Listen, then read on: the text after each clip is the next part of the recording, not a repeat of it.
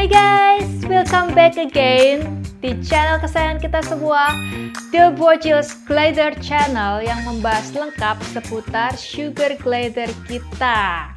Nah, gak kerasa ya kita sampai di part keempat. Wow. Dan aku yakin buat teman-teman yang udah nonton part ke-1 sampai part ke-3 masih banyak pertanyaan yang lain. Aku cuma mau ingetin, jangan lupa untuk cantumkan pertanyaan-pertanyaan kamu dengan keyword Kak Nanya Dong. Nanti akan aku collect datanya dan aku tetap akan usahakan bisa langsung jawab langsung di sosial medianya. Dan buat teman-teman lain yang juga mau belajar, nanti bisa nonton di part-part yang berikutnya. Oke, gak pakai lama, kita langsung cek video part keempat. Pertanyaan dari Kak Irmawan Saputra. Jodohin SG mending pas masih joy atau pas udah dewasa? Kalau versi The Bojils, pas udah dewasa. Kenapa? Karena waktu udah dewasa mereka udah ada hasrat pengen kawinnya itu.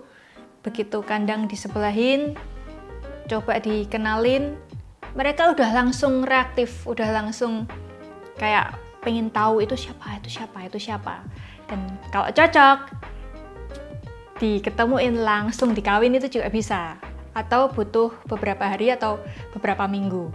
Tapi kalau dari kecil, biasanya waktu mau diketemuin malah krebing-krebing, malah takut-takut. Jadi kalau memang pengen cepet kawin, ya dari SG dewasa. Cuman memang ada tantangannya, yaitu menggabungkan keduanya. Semangat! Sugar gliderku waktu jam 7 udah tidur sampai malam. Jadi kasih makannya malam aja. Kalau begitu macam mana ye? Beneran nih ditulisnya macam mana ye gitu. Dari Kak Syahmid 112. Kalau aku kasih makan sugar glider 1 hari 1 kali, yaitu waktu malam aja, sekitar jam 8, jam 9 kayak gitu. Karena kalau pagi atau siang mereka masih tidur, dan kalau pagi aku udah persiapan ke kantor, jadi langsung aku rapel kasih makannya waktu malam, itu udah cukup.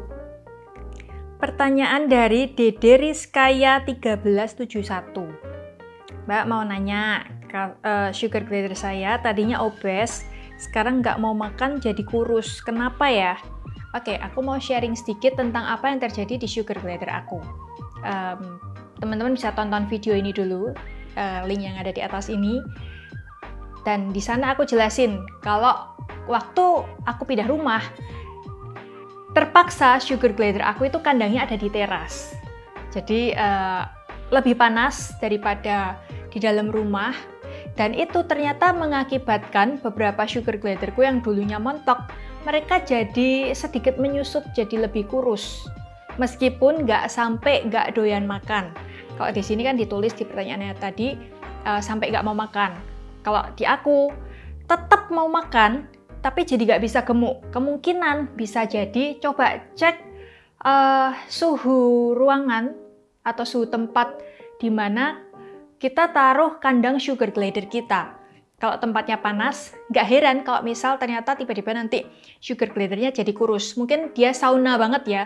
Nah, di video aku yang tadi itu aku share, udah aku kasih tips-tips juga gimana caranya kalau terpaksa kita taruh kandangnya itu di teras, di tempat yang relatif lebih panas.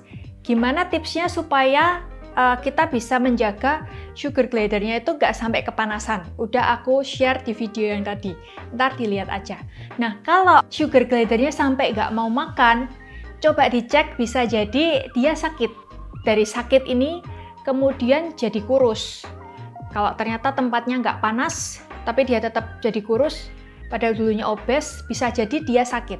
Coba dicek, bawa ke dokter hewan aja. Pertanyaan dari Kak Irwan Ardiansyah 219.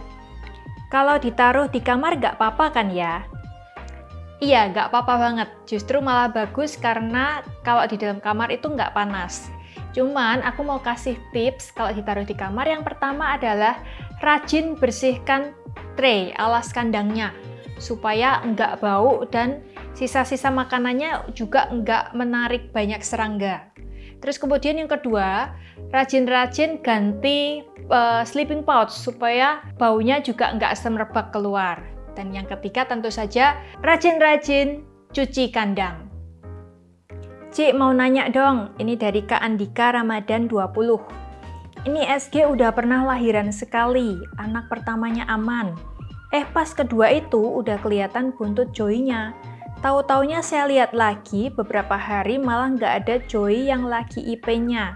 Kenapa ya itu, Ci? Jawabannya yang pasti ini 100% valid, yaitu dikanibal oleh induknya. Memang peristiwa ini menyedihkan sekali.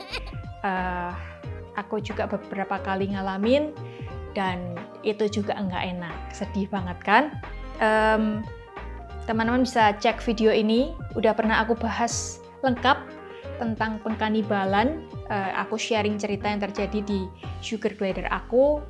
Semoga bisa kasih tips buat teman-teman gimana caranya menghindari sugar glider reject anaknya. Pertanyaan dari Kak Gilang Aziz Ramadan 4319. Kak, itu boleh ya kukunya dipotong semua? Apa gimana Kak? Tolong kasih saran Kak.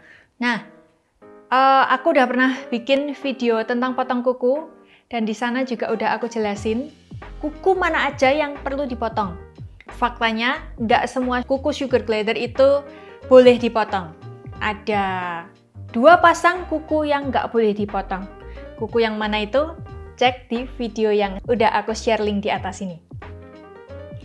Pertanyaan dari X-Men 7484. Sis, saya punya SG, umur sekitar 2-3 bulan. Awalnya kalem, dibanding temennya sekandang yang lari-lari. Jadi dipilihlah dia. Awalnya dipegang tangan jinak sampai makan tomat juga mau di tangan. Tapi setelah seminggu kok jadi suka crabbing. Dan kagetan di handle terakhir malah mau gigit. Jadi saya kasih makan finger feeding beberapa hari. Mau jilat-jilat jari, tapi kalau mau awal dipegang kayak mau matok kalau dijulurkan jari. Itu bikin kaget. Jadi sifatnya berubah-berubah. Ntar gedenya tambah ganas gak ya? Jadi kalau dari aku, mumpung masih kecil, mumpung masih usia 2-3 bulan, itu adalah waktu yang paling tepat untuk kita menghandle sugar glider dan menjinakkan sugar glider. Kalau memang ternyata dia itu tipe yang ngagetin, yang dikit-dikit crabbing dan mau matok jari, lanjutin aja. Gak apa-apa. Lanjutin aja, pegang terus di bahasa Jawanya diumek-umek gitu. Jadi di umek-umek itu pokoknya ajak main terus. Aku yakin 100% kalau setiap hari di handle dia bisa bakalan jinak dan ngerti siapa ownernya.